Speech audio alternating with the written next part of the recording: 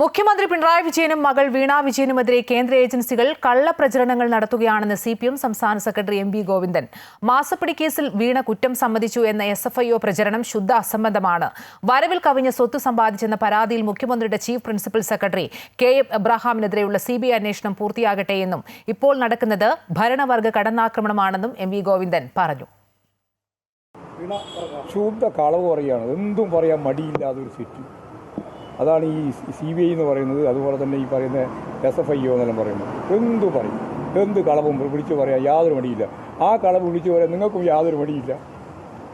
നിങ്ങൾക്ക് ഇതേപോലെ അതേ കാറ്റഗറിയിൽ എത്തിയിരിക്കുകയാണ്. ഒന്നും അതിൻ്റെ വസ്തുത മനസ്സിലാക്കാനോ അതിനടിസ്ഥാനപ്പെടുത്തിയിട്ട് പ്രതികരിക്കാനോ തയ്യാറാകുന്നതിന് പകരം ആരെങ്കിലും വിളിച്ചു പറഞ്ഞാൽ മതി. പറഞ്ഞാൽ ഉടനെ തന്നെ അതിൻ്റെ ഭാഗമായിട്ടുള്ള വിശദീകരണം ചർച്ച ആയി. നിങ്ങളുടെ ഓരോ മാധ്യമങ്ങളുടെ തന്നെ പണി അതാണ്.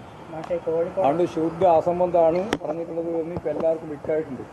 അന്വേഷിക്കുമ്പോൾ തന്നെ ഇങ്ങനെ കേന്ദ്ര ഗവൺമെൻറ് കേന്ദ്ര ഏജൻസികൾ ഇങ്ങനെ ഈ ഒരു പരിപാടിയായിട്ട് പുറപ്പെടുക, അത് പറയുമ്പോൾ തന്നെ അതിൻ്റെ ഒപ്പം നിൽക്കുന്ന UDFൻ്റെ നേതൃത്വം എന്ന രീതിയിൽ പ്രതിപക്ഷ നേതാവ് ഇപ്പോൾ തന്നെ രാജിവെക്കണം, അല്ലെങ്കിൽ ഒഴിവാക്കണം, നടപടിയെടുക്കണം എന്ന് പറയുക. അതിലെന്ത് കാര്യമുള്ളത്? നടപടിയെടുക്കണമെങ്കിൽ ആവശ്യമായ രീതിയിലുള്ള കേസിൻ്റെ അന്വേഷണത്തിൻ്റെ ഭാഗമായിട്ട് കാര്യങ്ങൾ തീർപ്പാക്കി വരണം. അങ്ങനെ വന്നില്ലല്ലോ.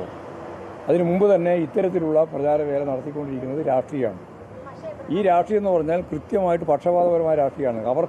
അവർക്കെതിരായിട്ട് വരുമ്പോൾ അത് രാഷ്ട്രീയവും, മറ്റുള്ളവർക്കെല്ലാം വരുമ്പോൾ അത് നീതിയാണ്. അതാണ് പറഞ്ഞുകൊണ്ടിരിക്കുന്നത്. ഹൈക്കോടതിയിൽ ഏത് കോടതിൻ്റെ ഉത്തരവായാലും എബ്രഹാമിനെ ശിക്ഷിച്ചിട്ടില്ലൊന്നുമില്ലോ. ഹൈക്കോടതി ശിക്ഷിച്ചോ? പരിശോധിക്കണമെന്നല്ലേ പറഞ്ഞില്ലേ? പരിശോധിക്കട്ടെ, പരിശോധിച്ച് ആവശ്യമായ നിലപാട് സ്വീകരിച്ചോട്ടെ. ഞങ്ങൾക്കിപ്പോൾ ആരെങ്കിലും സംരക്ഷിക്കേണ്ട ഒരു ഉത്തരവാദിത്വമില്ലല്ലോ. എബ്രഹാമായാലും ആരായാലും അവർക്കെതിരായിട്ട് നടക്കുന്ന CBI അന്വേഷണവും അതിൻ്റെ തുടർച്ചയായിട്ട് വരുന്ന നടപടിക്രമങ്ങളുണ്ടല്ലോ, ആ നടപടിക്രമങ്ങളെല്ലാം പൂർത്തിയാവട്ടെ. അപ്പോഴും നമുക്ക് പറഞ്ഞാൽ മതിയല്ലോ കാര്യം. എന്തിനാ ഇപ്പോൾ അഡ്വാൻസ് ആയിട്ട് പറയേണ്ട കാര്യം എന്താ ഉള്ളത്?